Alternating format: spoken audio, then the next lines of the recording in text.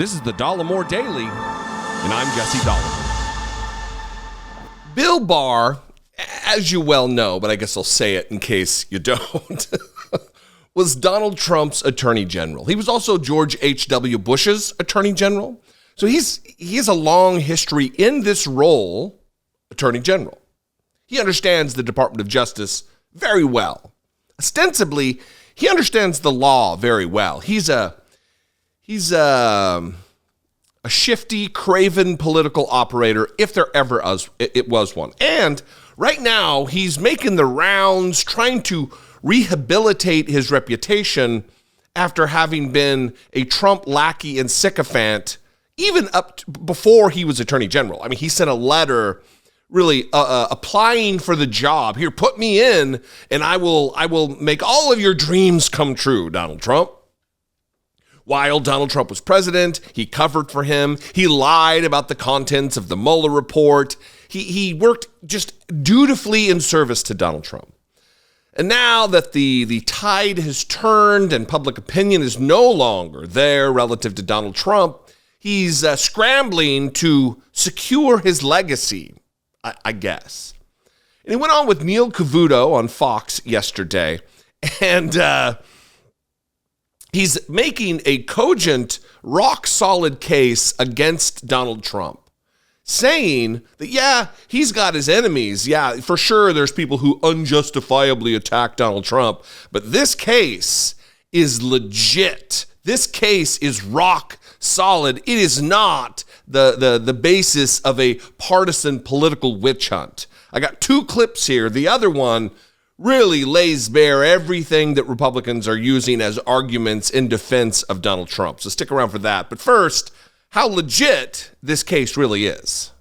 Now, the former president has a very different view on this, that this is a pile-on, that this is very unfair.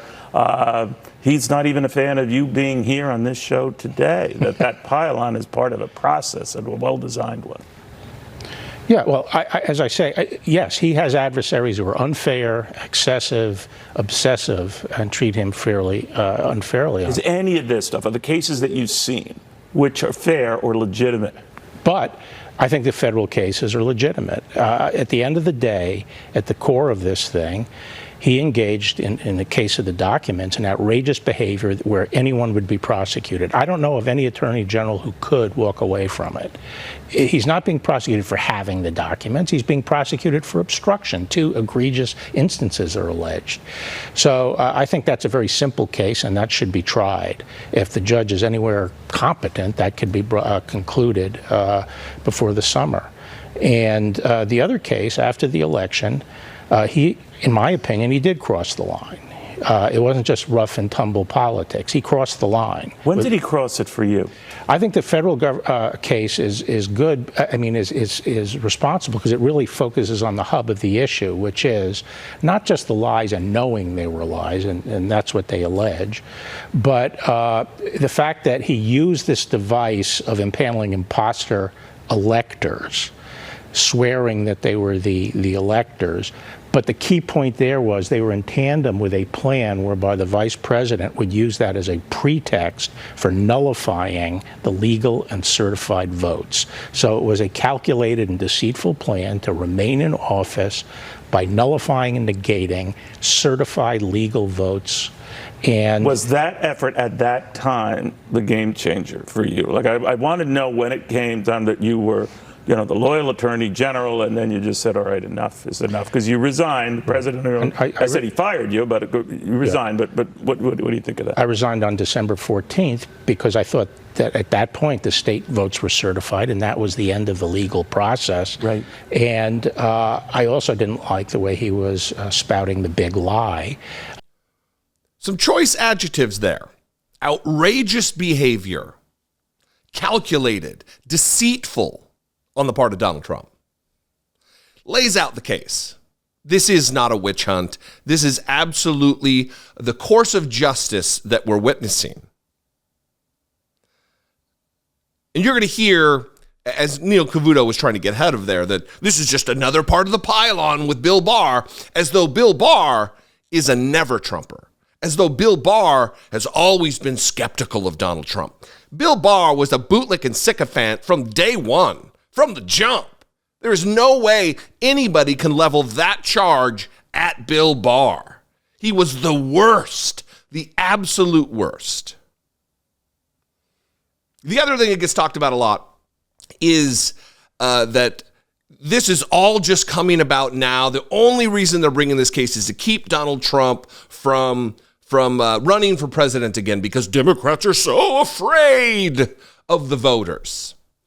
And they act as though everybody was on board. There was no contention about what Donald Trump was doing. It's just Democrats who were flailing around and raising their hands and acting like this is a problem. And Bill Barr explains here in this next clip that that's just nonsense. That White House lawyers, employees of Donald Trump were telling him, warning him, please don't do this. You're going to find yourself in all kinds of problems and trouble if you do.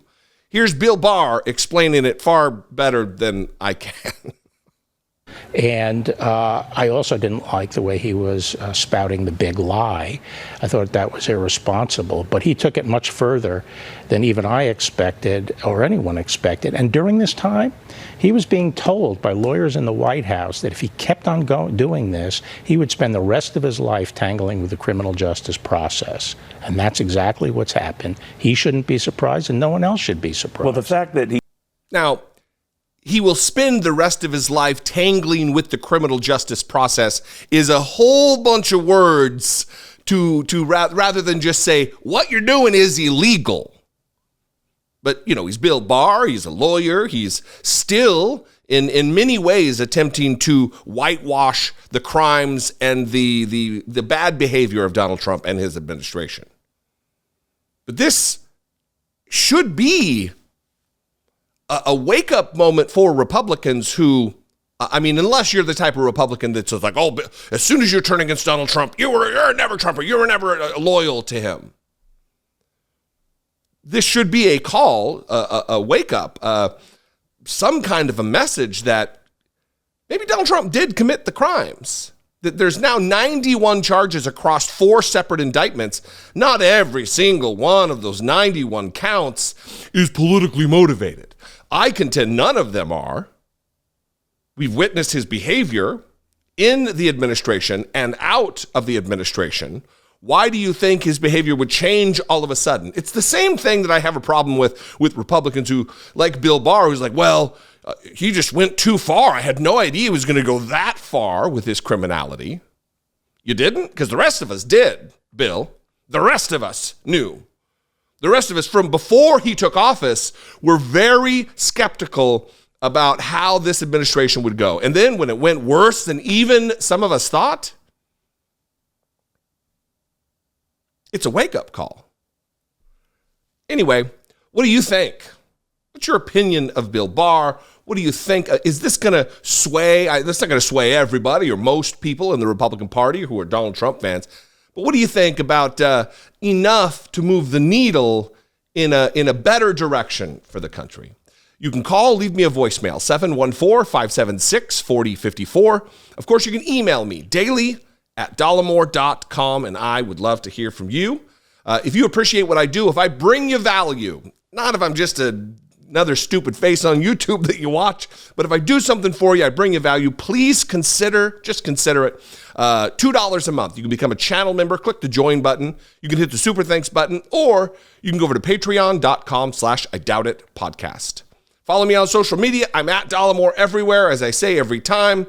Instagram, Twitter, Threads, TikTok, Facebook, all of them, at Dollemore. I'll see you next time. Have a great weekend. Be genuine.